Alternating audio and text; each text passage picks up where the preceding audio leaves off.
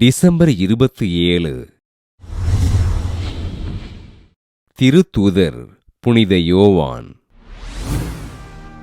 கலிலேய நாட்டில் வாழ்ந்த செபெதேயு சலோமி பெற்றோருக்கு மகனாக பிறந்தார் யோவான். பெரிய யாக்கோபின் உடன் பிறந்த சகோதரரான இவர் தன் தந்தை மற்றும் சகோதரரோடு சேர்ந்து மீன்பிடிக்கும் பணியினை செய்தார். கலிலேய கடலில் தன் தந்தையோடு மீன்பிடித்துக் கொண்டிருந்த யோவானையும் பெரிய யாக்கோபினையும் ஆண்டவர் தமது சீடராக தேர்ந்து கொள்ள படகினை அப்படியே விட்டுவிட்டு தன் சகோதரரோடு ஆண்டவரை பின்தொடர்ந்தார். ஆண்டவர் மீது விசுவாசம் கொண்டு ஆண்டவரின் அன்பினையும் நம்பிக்கையினையும் பெற்ற யோவான், ஆண்டவர் இயேசு பேதுருவின் மாமியாரை குணப்படுத்திய போதும் யாயிரின் மகளை உயிர்ப்பித்த போதும் ஆண்டவரோடு இருக்கும் பாக்கியம் பெற்றார்.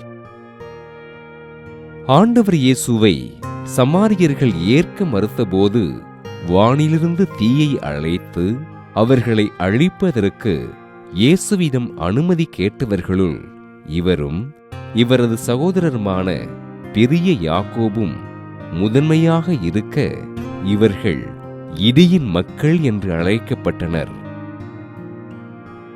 ஆண்டவர் இயேசு கைது செய்யப்பட்ட போது அனைத்து சீடர்களும் அவரை விட்டு பிரிந்து போக யோவான் ஆண்டவரின் திருப்பாடுகளில் மன வலிமையோடு பிரிய இயலாமல் ஆண்டவரை பின்தொடர புனித மரியன்னையினை தாயாக அடையும் பாக்கியம் பெற்றார்.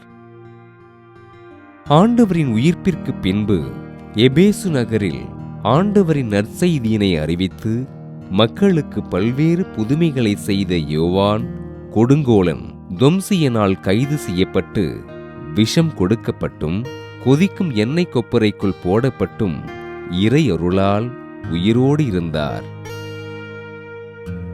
ஆண்டவர் இயேசுவினால் அதிகம் நேசிக்கப்பட்டு எப்பொழுதும் ஆண்டவரை விட்டு விலகாமல் இருந்து அவருடனான அனுபவங்களை நமக்கு நற்செய்தியாக எழுதிய திருத்தூதர் யோவானை திரு அவை புனிதராக உயர்த்தி விஷ முறிவுக்கான பாதுகாவலராக அறிவித்தது.